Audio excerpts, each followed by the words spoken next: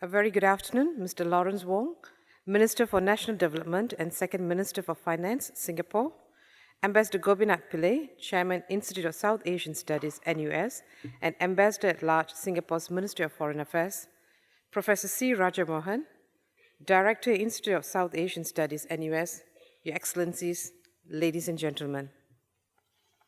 The following session of the 4th South Asian Diaspora Convention is on infrastructure and smart cities. And it's my pleasure now to invite our Minister, Minister Lawrence Wong, to deliver his keynote address, please. Minister, please.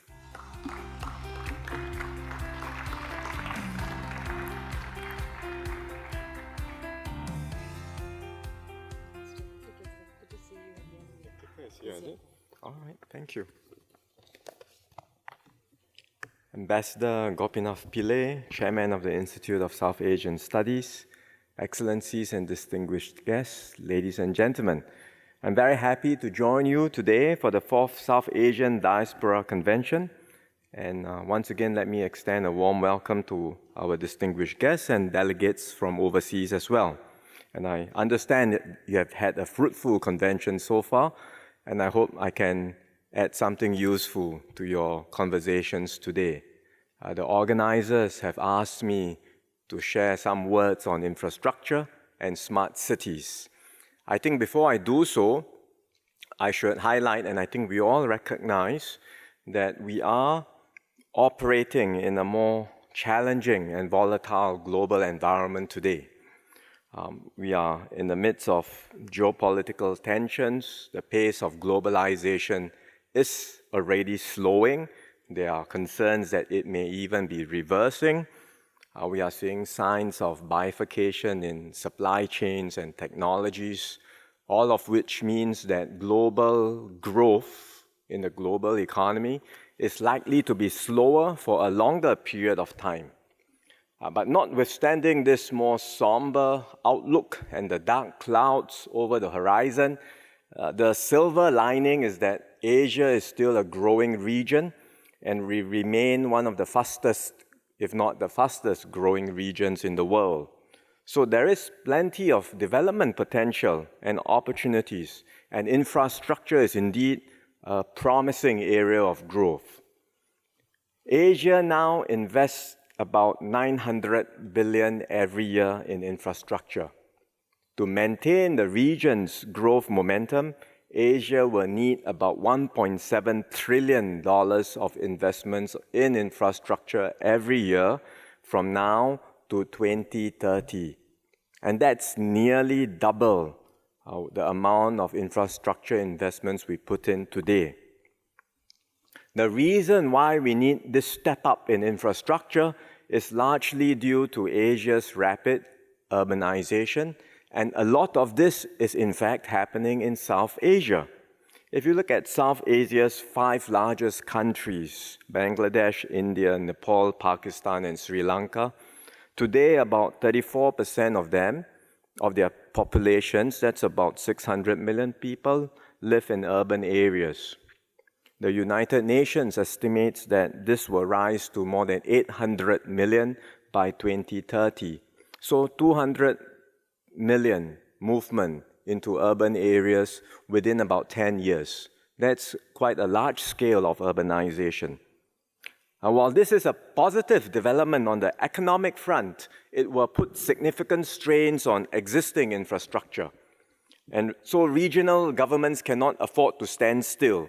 They have to invest now in infrastructure to accommodate this rising trend in urbanization. And it's not just about having more infrastructure, it's also about infrastructure that is better designed, that is greener, and that is smarter.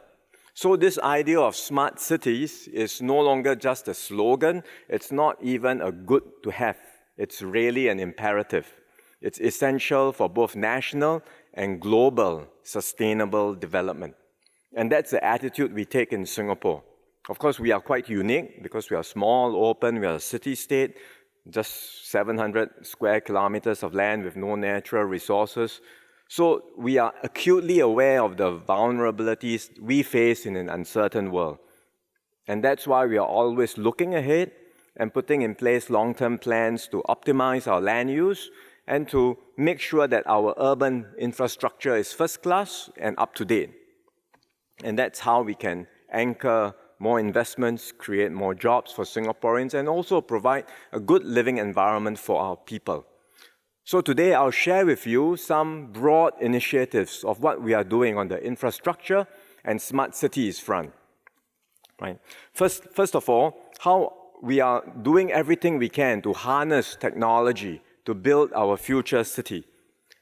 You would hear a lot about technology in different sectors, be it in finance, IT, digital technologies. You don't hear a lot about technology in the urban environment. But increasingly, we are seeing more signs of urban tech emerging, or you can call it smart cities, but it's technology being deployed in all the different areas of the urban built environment. So firstly, technology is already changing the way we plan our city. The tools needed for urban and master planning traditionally are your base maps, you have geological data, land use surveys. All that used to be paper-based. Now, all of these are digitalized, they are made widely available to planners and architects, and it allows for more detailed planning, assessments, and visualization. And it is changing the way we plan and design our towns, and it's having an impact. To give an illustration, nowadays, when we plan for a new housing estate in Singapore, we have a much better understanding of the demographics of the people living in the town. So we understand where the elderly populations are. We know where the vulnerable elderly are living, those with low income or zero income or who are living by themselves. We know then where are the gaps in terms of elder care provisions, and then we can start putting in place appropriate interventions to make sure that suitable elder care facilities are sited in areas that are conveniently accessible by these residents. So that's a very simple example of how technology is already helping us to plan better. Second, technology is helping us to build better. Okay. Full screen. It is changing the way we build.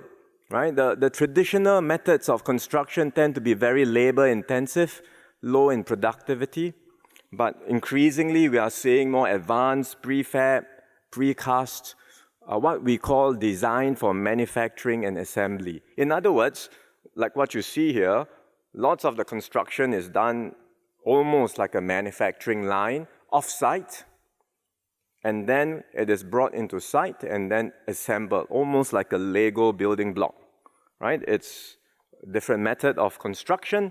It is much faster, it reduces manpower, and it makes the construction site safer, cleaner, less noisy, and with fewer disamenities. So this is becoming pervasive. Technology is changing the way we build. Technology is changing the way we maintain and manage our infrastructure. Again, you can have sensors, you can start to put in place a whole range of equipment to look at how buildings can be better maintained. In Singapore, for example, we have a lot of high-rise apartments. From time to time, we need to inspect the buildings for cracks along the facades, right? So we call this facade inspection. Today, the way to do this is to drop a gondola, and then the workers have to go down floor by floor to inspect. It is expensive, it is labor-intensive.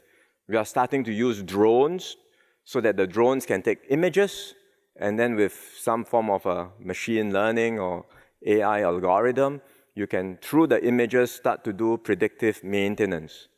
We are putting sensors across all our lifts in public housing apartments. So the sensors can again monitor the performance of the lifts. They can detect anomalies and pick up potentially something that is, not functioning as well. And then predictive maintenance can be done even before the lift breaks down. Right? We are putting sensors in lampposts, all over the streets, and then there's a command center typically that allows you to monitor and make full use of all of this data. So technology can be helpful in changing the way, improving the way we look at building, maintenance, and facilities management. Technology is changing the way we move around. We are starting to see new forms of transportation, even autonomous vehicles. So we are starting to pilot and test bed autonomous vehicles in Singapore. We are doing this pilot across the entire western part of Singapore. And as we design and build a new housing estate in the western part of Singapore, we are looking at potentially having last mile solutions offered through an autonomous shuttle that will operate on the roads. So again, this is, sounds futuristic, but it is coming, and it can be a game changer in the way we think about transport solutions. These are technologies that are happening all around the world. We are harnessing them, deploying them, not just at the building level, but across entire districts. So in Singapore, we are starting to develop some new districts, new clusters for digital districts, for innovation districts. This is one of them in the western part of Singapore. And when we build a new district, we can deploy all of these technologies, be it smart buildings, intelligent transport systems, smart sensors, and all connected together via a 5G network. Right, we are already calling tenders for standalone 5G networks. The first provision of 5G in Singapore might be ready by next year, which is very soon. And by 2022, we expect more than half of Singapore to be 5G ready. Right, so if you have your handphones, now some of you still on 3G, most of you on 4G. In 2 years' time, 5G and video streaming, all sorts of apps can be done much faster than what it is today. So that's the first thrust of our infrastructure work, to make infrastructure smarter, much smarter than what it is today, in order to bring greater convenience to the lives of Singaporeans, in order to provide a better living environment. The second thrust, besides going for smarter solutions, is to have greener solutions. We've started our green journey a long time ago. In fact, when Singapore first became independent, we talked about becoming a garden city. And now we will continue to double down on this green strategy to make Singapore one of the greenest and most sustainable cities in the world. And the reality is, despite rapid urbanization and despite Singapore being a fairly built-up city, we are continuing to expand our green spaces. Today, we have more than 7 million trees. We have more trees than we have human beings in our island. We are continuing to plant more trees. We are continuing to add to the 4,000 hectares of gardens and parks we have. We're going to add another 1,000 hectares over the next 10 to 15 years. We have 327 kilometers of park connectors. It will be 400 kilometers by 2030. Right, so we are making Singapore greener than what it is today. And then, of course, beyond planting and physical greenery, we are making Singapore greener in other ways too. So we are ramping up the deployment of solar power in Singapore. In Singapore, we are disadvantaged when it comes to renewable energy, unlike some countries where you're blessed with wind, you're blessed with geothermal. We have none of these natural assets. Even when it comes to solar, we don't have large, big pieces of land where we can build a solar farm. But solar is possibly the only renewable source of energy we can exploit. So we are doing whatever we can to harness solar power. And the best possible use is by putting solar panels on rooftops. In our public housing estates today, by next year, 1 in 2 buildings will have solar panels on the rooftops, and we will go beyond that over the coming years. We go hunting for space even outside of buildings, so we have put solar panels on our reservoirs, on water bodies, and even offshore on water outside of our island, of course, within Singapore's territorial waters, right? So we are deploying solar as far as we can in order to fully harness the solar power and clean power. Doing solar is really just part of a broader strategy to green our buildings. Right? So we are also embarking on a green building strategy. Today, 40%, 40, of our buildings, entire building stock in Singapore have achieved some sort of green mark status, meaning to say they are more energy efficient than they were, say, compared to 2005 baseline standards. Solar is definitely one way of achieving green mark status, but you could be greener through more efficient cooling systems. So we are pushing for green buildings from 40% today to 80% by 2030, and we will go beyond that. Our longer-term goal is to push for even more energy efficiency. So eventually, we want every low-rise building in Singapore to be positive energy. In other words, it can, in fact, contribute clean power. Mid-rise buildings to be zero energy. And in fact, NUS has one net zero energy building in its campus. And then high-rise buildings can be super low energy. Right? So going beyond the green mark targets that we have by 2030, we hope to go do even more beyond 2030. So whether it's solar, green buildings, we are also doing similarly for transportation. In fact, the greening strategy extends across all our infrastructure.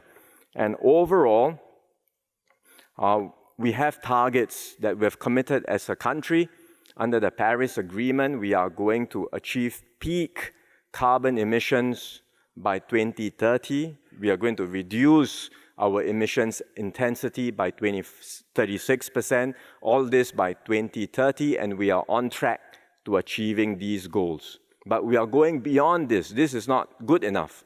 So we are already now working on a 2050 target where we will be even more ambitious, and we will reduce our overall level of emissions from where we are in 2030. So going beyond peak emissions to bringing emissions down in absolute level. That's our next aim, and we will commit to that come the next round of the UNFCCC, the United Nations Climate Change Committee. Of course, when you look at being a green city, we are committed to doing everything we can in Singapore, but Singapore's contributions to global emissions is actually not very large, right? Singapore's contribution to global emissions today is a paltry 0.1%. We can do everything we can, but I don't think we alone will stop global warming. Right? Stopping global warming requires the big countries, the major powers of the world to act together. All countries have to do their part. So we will do our part, hopefully to motivate, to influence other countries to act, but we really require everyone to move together. So we are quite realistic, because if you look at where the world is heading today, we are quite realistic in anticipating that this will be a difficult and long journey. Already, America has pulled out of the climate change Paris Agreement. Still, many countries are building coal plants today, still, all right? The trends and the trajectory does not look positive for the world to be able to tackle climate change. So while we do whatever we can to be green, are also preparing for the worst, which means that if climate change were to happen, what consequences will we face?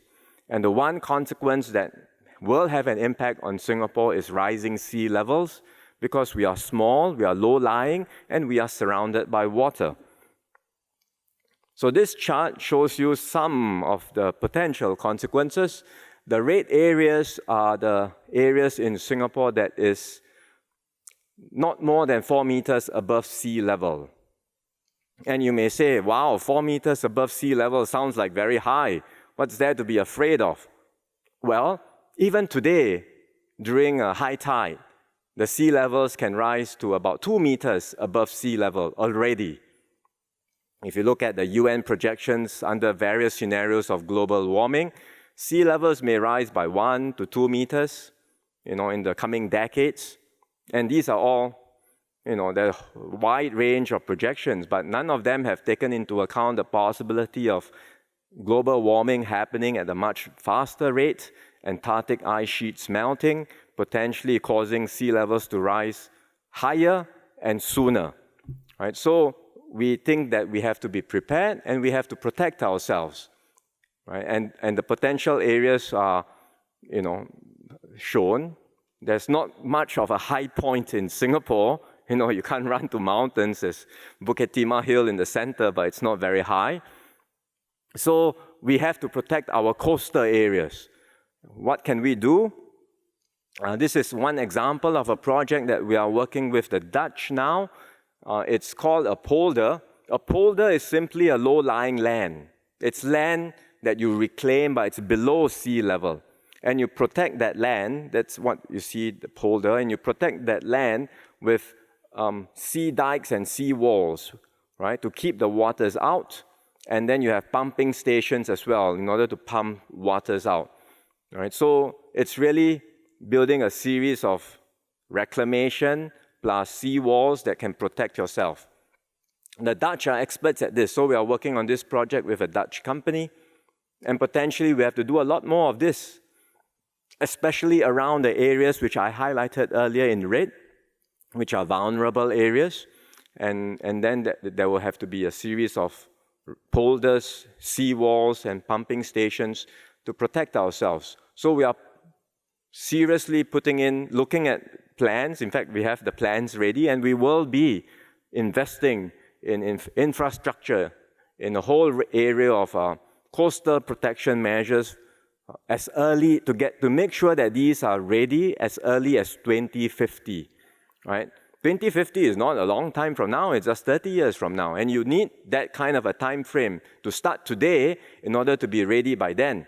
Because if anything were to happen, you can't possibly produce these things overnight. These things take time, right? So we are starting today now to make sure that we are not only green and sustainable, but we also have infrastructure that protects ourselves in the event of climate change.